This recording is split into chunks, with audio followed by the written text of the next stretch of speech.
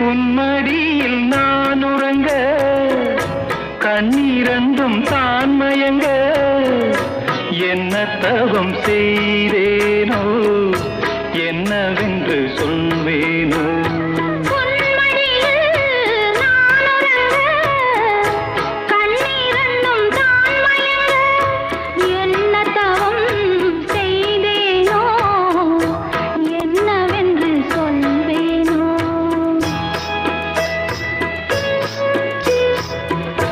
ஏழ் பிறப்பும் இணைந்திருக்கும்